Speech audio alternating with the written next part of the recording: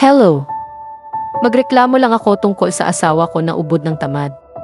Naiintindihan ko na nagbuntis siya at nagkaroon kami ng anak, pero pagkatapos nun, napansin ko na hindi na niya inaasikaso ang baby namin.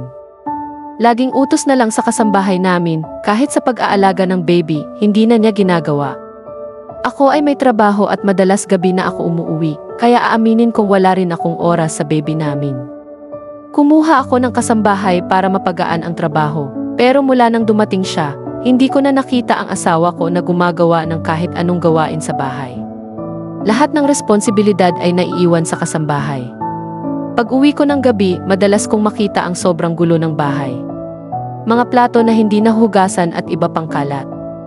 Naiintindihan ko na hindi magawa ng kasambahay dahil full-time siya sa pag-aalaga sa anak namin, pero hindi ko maintindihan kung bakit walang ginagawa ang asawa ko.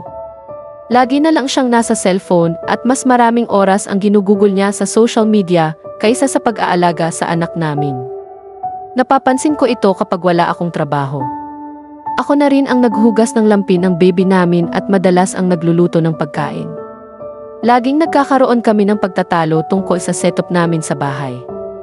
May mga naka-assign na chores sa amin pero hindi ito nasusunod. Kung hindi ang kasambahay ang gumagawa, ako na ang pumupuna na dapat siya ang gagawa. Hindi ko na alam kung ano ang mararamdaman ko. Unti-unti nang nawawala ang pagmamahal ko sa asawa ko.